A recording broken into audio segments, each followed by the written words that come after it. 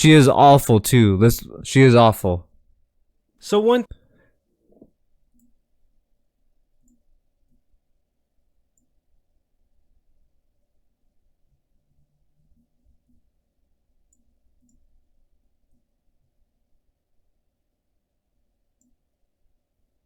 thing that is always interesting is the way a music artist family or estate deals with putting out their unfinished work from said artist after they pass away. When you look at someone like Mac Miller, his family has put on a masterclass in these efforts, releasing only one album from his catalog that he was already working on before he passed away, despite Mac having thousands of unreleased songs. Mac's family has also celebrated his life, throwing events to commemorate him, getting some of his lesser mainstream music onto streaming platforms by getting sample clearance, Mac is GOAT. and giving those songs amazing visuals and doing so Mac is the GOAT. Mac will always be the GOAT. as well. So Mac is an example of everything that could be done the right way after an artist dies. And to me, rappers like XXXTentacion and Juice WRLD have been done so painfully wrong by former friends, managers, and really the list goes on. Specifically today though, I will be focusing on Juice WRLD, and one of the main people to do him wrong has been his fiancée, who goes by Ali Lottie, who met Juice only a year before his death in 2018. From the start, it was apparent that this chick was pretty much just a rap groupie, bouncing around from Smokepurpp to Offset to Trippie Redd and other rappers before she ended up with Juice. To me, when a woman is going after multiple people within industry, that is a huge red flag. Above that, this woman apparently had some serious criminal charges under her belt before they even met, and the other thing is, when Juice first started blowing up, she didn't even like this man's music, and even mocked his breakout hit, Lucid Dreams. Damn, I didn't know that. This is why I can't listen to the f***ing radio. I need to stop rappers. You have a small dick.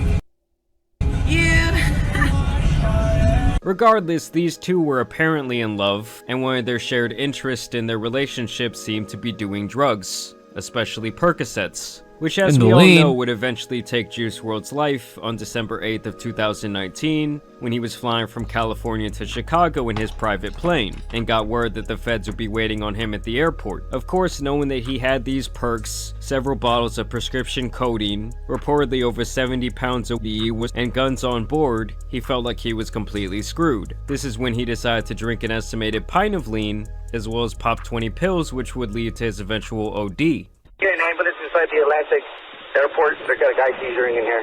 Now obviously Juice WRLD did not have the right people around him, and that's been even more apparent after his death, and though it has now been over 4 years since that day, his legacy has lived on through his cult-like fan base. And for a couple of those years, this woman was definitely celebrated by that fan base as the muse who inspired some of his best songs, and she was kinda seen as their queen who was left widowed. And it wasn't until around 2 years ago now when the narrative started to turn on her. First when she began to insinuate that his death was not due to an overdose, and that there was some foul play involved with his autopsy that she was legally obligated from discussing.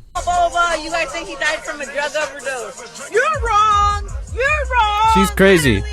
You're wrong! So suck a dick, okay? Suck a dick. There's a lot of shit y'all don't know. Now fans didn't really hate on this, as many conspiracy theorists already thought that this might be the case, though I would say that in the end most people did not believe this narrative from a mumbling addict, and I would say the big blunder that she made was starting an OF page, which was originally She started the OF page, put a sad trombone on the chat.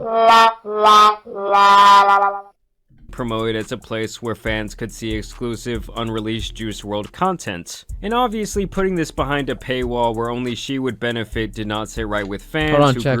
Can y'all hear this? Hold on, let me make sure y'all can hear this. I think y'all can hear that. Let's go. Angry at the situation, so eventually she would turn this into a typical thoughty page of herself. Combine this with an incident where she apparently gave a new boyfriend Juice WRLD's Rolex, and he was also pictured wearing one of his old jackets. And that was enough for most people to turn on her. It also did not help when her and this new boyfriend would get locked up together, and it was clear this was someone who was not to be trusted. Now even got locked up from the big meth. That's what happened. I believe that's what happened. Shit's sad. I thought she was the GOAT, but nope, she was not. With all of that being said, all of those things that she had done up until that point were kind of like characteristics of who she showed herself to be while Juice WRLD was still alive. So can you really blame someone for continuing with their tomfoolery? I do not know. But now it's gotten to a point where this girl, Ali Lottie, has really hit an all-time low when it comes to disrespecting the life of her deceased boyfriend. Nah. And of course she did it through her What? degenerate OF page. Yo, what the fuck? My famous ex hackers are trying to threaten me to leak my. No. I heard about this, but I didn't think it was like that. Damn. So she apparently sent this message out to her followers over there on OF, smashing my famous ex. Hackers are trying to threaten me to leak my old tape with my ex-fiance Juice WRLD. I don't give a fuck anymore. I'll leak it myself. It's been a long time since I've been banged rough with some BBC like this. I'm so mad that I'm adding every nude I ever sent him. I know you will at least enjoy it. I can't believe I'm actually sending this, but I can't be threatened anymore. And as you guys can see, there is a preview there that I had to censor. Thank you. And she is asking these fans for $30 to receive these exclusive images and videos. Now, obviously, assuming this is real and that her page hasn't been hacked or something like that, this has to be one of the most downright disgusting things I've ever seen someone online do, especially in the name of just making a quick buck. I mean, obviously, with Juice WRLD being gone, he cannot contest to any of this. And if this is all real, I smell like a major lawsuit in her future.